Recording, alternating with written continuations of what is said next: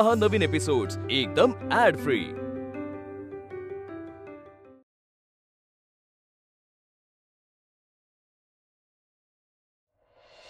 आपण जर पूर्ण प्रयत्न केले आणि तरी त्या मुलीचं लग्न नाही झालं तुझ्याशी तर काय? मी नाही लग्न करणार।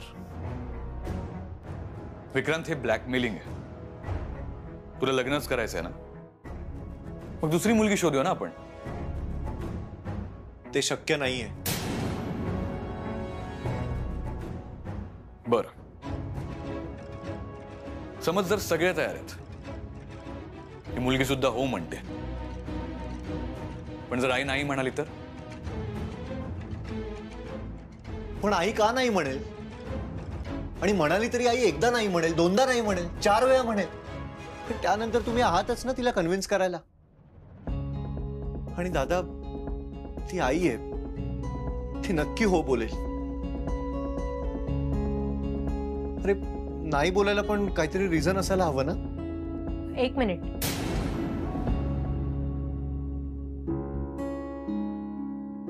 मगासपासून तुमच्या दोघांच्या आर्ग्युमेंट्स ऐकते मी। तुमच्या लक्षात येतंय का, तुम्ही फक्त आपल्याच बाजूने विचार करताय। मग कोणाच्या बाजूने विचार करायला हवा? तुम्ही मुलीच्या बाजूने विचारच करत नाही आहात। प्रश्न फक्त एकट्या विक्रांतच्या आवडीचा नाहीये। त्याला काय हवंय हे आपल्याला माहितीये, पण आरतीला काय हवंय? तिच्या मनात कोण आहे? तिला लग्न करायचंय का? तिला विक्रांत आवडतो का? तिला विक्रांतशी लग्न करायचंय का? हो, माहिती करून घेऊ पण जर तिचा होकार असेल तर? अरे कसं माहित करून घेणार आहोत आपण? इतकं सोपं आहे का ते? सी, मुलांना लहानपणापासूनच खूप फ्रीडम असतं। ते प्रेमाच्या बाबतीत पण सहजपणे व्यक्त होऊ शकतात, पण मुलींचं तसं नसतं। त्यांचं खूप वेगळं असतं। मला सांग दादा, लहानपणापासून मुलींना कुठली खेळणी दिली जातात? कोणता खेळ खेळतात त्या? भातुकली, घर घर, हो ना दादा? अरे त्यांच्या नकळतच ना लहानपणापासून त्यांच्या मनात एक स्वप्न आकार घेत असतं की मोठं होऊन आपलं लग्न होणार, मग आपण सासरी जाणार। आता आरतीच्या स्वप्नातलं घर कसं असेल, तिच्या स्वप्नातला तो कसा असेल, हे आपल्याला माहितीये का? नाही ना। विक्रांत, तुझ्या स्वप्नात गेली 7-8 वर्ष एक मुलगी येते, तसंच आरतीच्या मनात सुद्धा काहीतरी असेलच ना।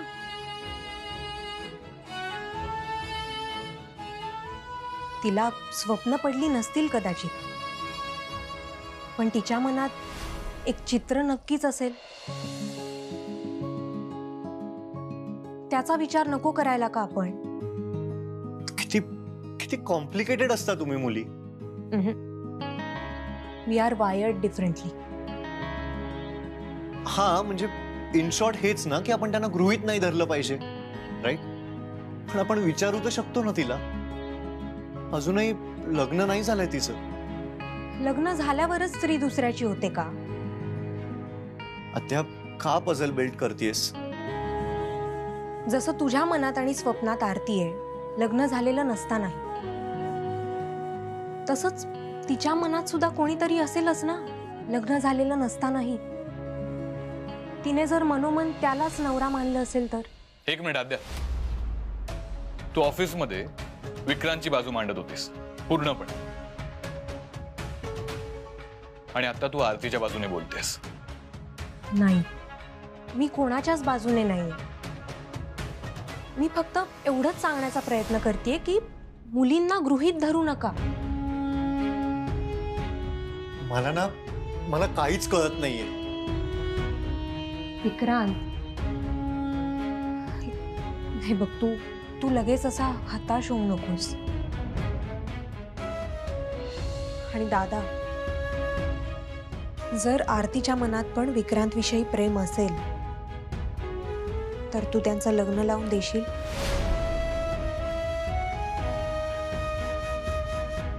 हो. आणि जर आरतीच्या मनात तू नसशील तर? मग काय, विक्रांतला तिचा विचार सोडावा लागेल कायमचाच, आणि दुसऱ्या मुलीशी लग्न करावं लागेल. दादा, एक मिनिट, ऐकतोय ना मी तुझं? आणि मी तुला प्रॉमिस करतोय की मी तुझं लग्न लावून देईन. पण जर आरतीचा नकार असेल तर तुला दुसऱ्या मुलीशी लग्न करावं लागेल. तू काय तिच्या मागे तुझं आयुष्य बर्बाद करणार आहेस का? नाही, मी माझं आयुष्य नाही बर्बाद करणार.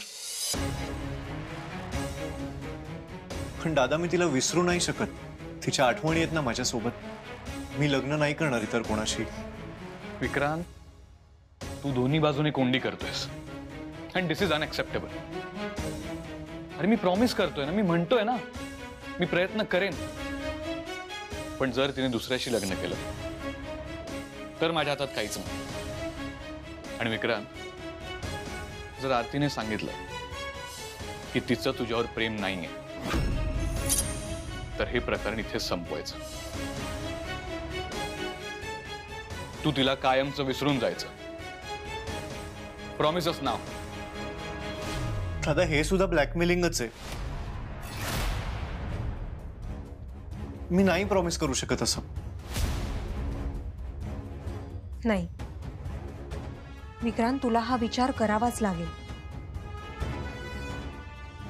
की जर आरती तुला नाही म्हणाली तर, आणि मग तुला दादाचं पण ऐकावं लागेल. अद्याप तू विसरू शकशील असं? हे बघ, मी लगेच इरेझरनी खोडून टाकायला म्हणत नाहीये, पण हळूहळू विसरावं लागेल. प्रॉमिस. विक्रांत, प्रॉमिस कर. आणि जर तू प्रॉमिस केलंस तरच मी यात पुढाकार घेईन.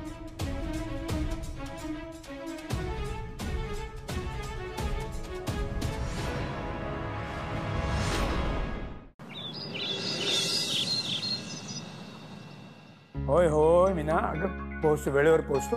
आता नाश्ता झाला की लगेच निघतोच आहे. हा, चल चल, ओके, बाय. गुड मॉर्निंग अण्णा. Good morning, good morning. आईने आज तर्री पोहे केलेत, त्यामुळे घाईघाईत नाश्ता करू नका. हा, आणायला सांगा पटकन. हा, आरती बघ जरा. होय.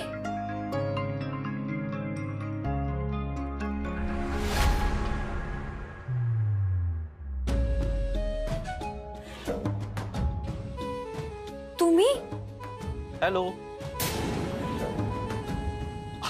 अरे या गौतमराव, या.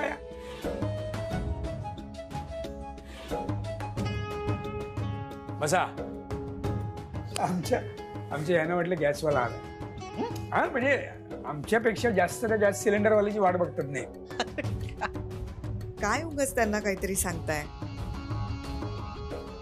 अगदी वेळेत आलाय तुम्ही. मी सगळ्यांसाठीच पोहे आणते. हा.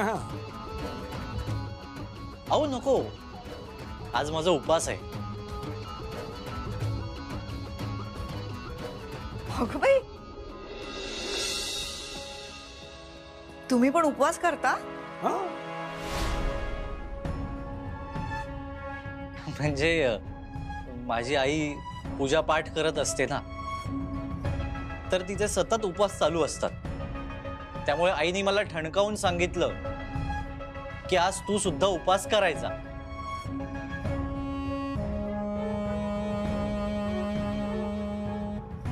ऍक्च्युली आईच्या मनाला एक गोष्ट लागली आहे, त्यामुळे तिने पूजा ठेवली.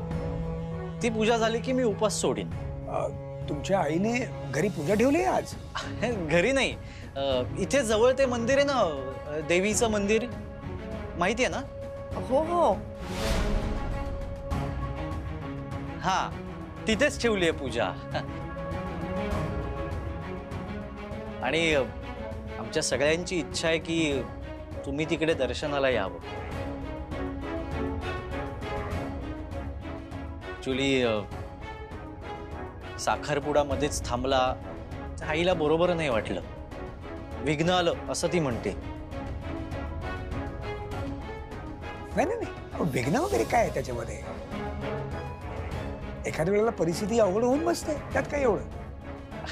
अहो नाही अण्णा, म्हणजे तसा माझाही फार काही विश्वास नाहीये, पण आता पुढे लग्नामध्ये विघ्न येऊ नये त्यासाठी आईने पूजा केली आहे. त्यामुळे तुम्ही जमल्यास नक्की या. बर, आम्ही तिघी नक्की येऊ. हो नाही माझं जरा कठीण आहे, कारण आत्ताच क्लिनिक मधनं फोन आला होता, मला निघावं लागेल. या तिघी येतील नक्की. हो. काही हरकत नाही अण्णा. अहो तुम्ही जे काम करताय ती पण एक प्रकारची पूजाच आहे. हा. अहो लोकांची सेवा ही तर सर्वात मोठी पूजा आहे.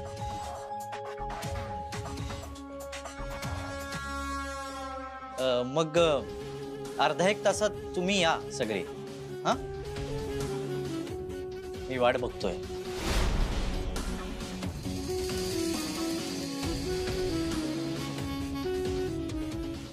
येऊ.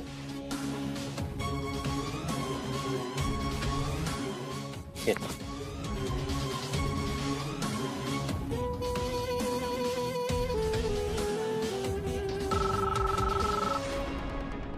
अरे ही मीना पण ना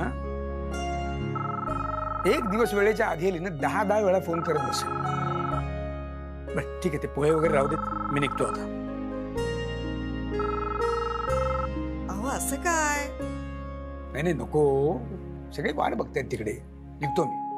बरं ऐका ना, जरा थोडा वेळ काढा आणि जमलं तर या ना मंदिरात. बर करतो, प्रयत्न करतो. पण जावाई बापूंनी मला मोकळं केलेलं आहे. हा काय म्हणाले ऐकलत ना? तुम्ही करताय ती सेवा म्हणजे एक प्रकारची फार मोठी पूजा आहे. छो, मला आता माझ्या पूजेसाठी निघू देत. हा चल. लग्नात तरी वेळेवर येत आहेत की नाही कोणास ठाऊक. येणार येणार, ऐकतोय आम्ही. हो चला आलो. तुम्हाला पोहे घेऊन येत्या.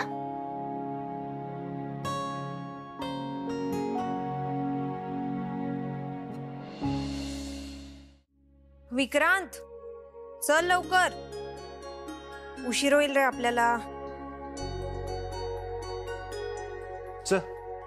चल. आद्या, काय कुठे निघालात एवढ्या सकाळी? अच्छा, सार्थकला पिक करायला एअरपोर्टला जाताय का? अरे नाही, सार्थक आज रात्री येणार आहे. मग आम्ही मंदिरात जात होतो. मग चला ना, मी पण येतो. तू नको. का? अरे तू एकतर तिकडे आत येत नाहीस, वर तुझ्याकडे पार्किंगसाठी कॅश पण नसते. नको येऊस. आद्या, आज आहे, मी पण ठेवायला लागलो आता, आणि मी येतोय, पिरियड. दादा, मी आहे विक्रांत सोबत, तू नको घेऊस टेन्शन. अगं पण मी पण येतो ना. We will spend some time together. आणि तसंही बरेच दिवस आपण सोबत लॉंग ड्राईव्हला नाही गेलोय. बरं तुम्ही दर्शन घेऊन या, तुम्ही येईपर्यंत मी बाहेरच थांबेन. Okay okay.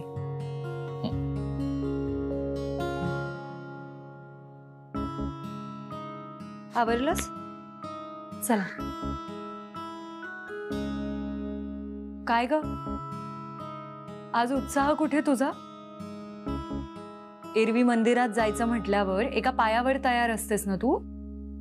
हो म्हणजे जाते मी रोज मंदिरात, आवडतं सुद्धा मला, पण माहित नाही का आज ना उत्साहच वाटत नाहीये ग.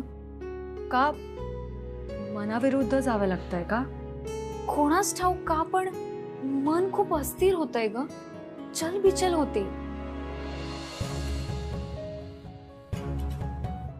कसं सांगू तुला, म्हणजे काहीतरी वेगळंच वाटतंय. हे बघ, मी समजू शकते.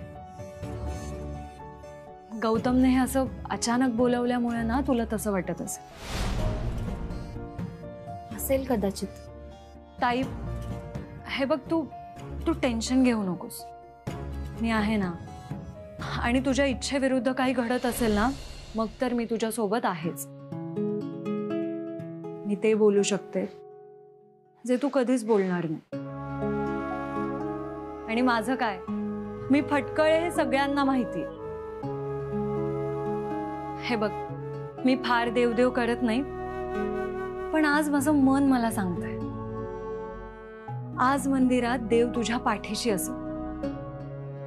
तुला जे हवंय ना तेच तिथे घडेल.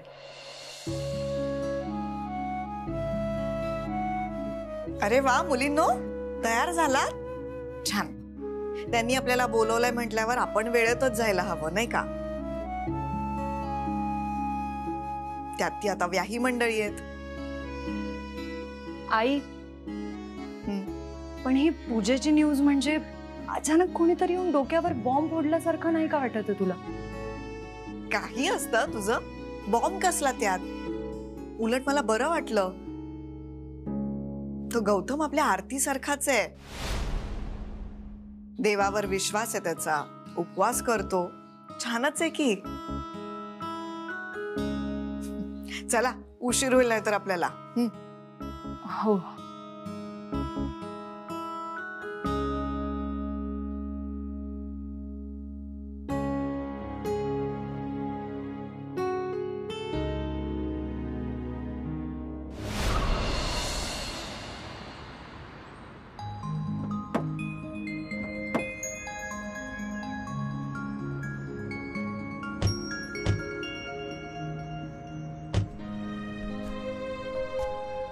काय दादा, आज तरी येणार आहेस का? का परत तेच ऐकवणार आहेस? कमकुवत माणसं देवाकडे जातात. त्याला आपल्यावर वॉच ठेवायचा असेल ना. ए नाही या. चल ना दादा. नो वे, तुम्ही दोघं जाऊन या. ठीक आहे चल दादा.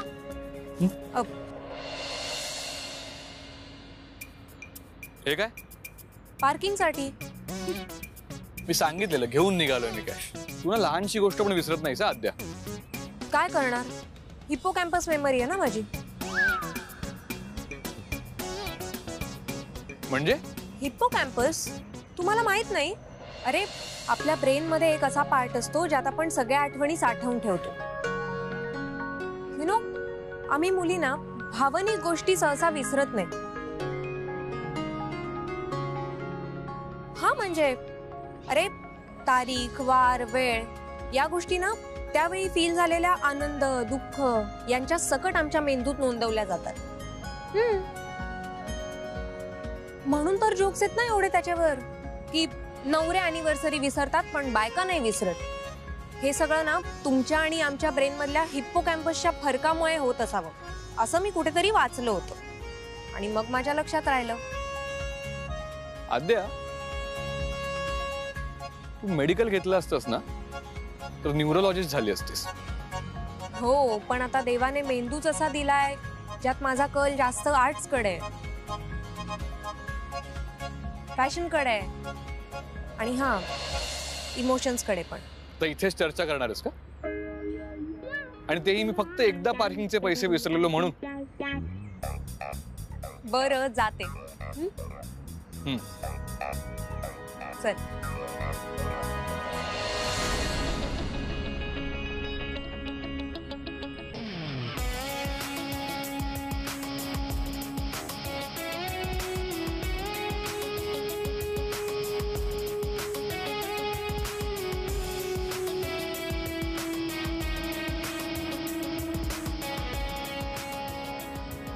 हा डॉक्टर. आई,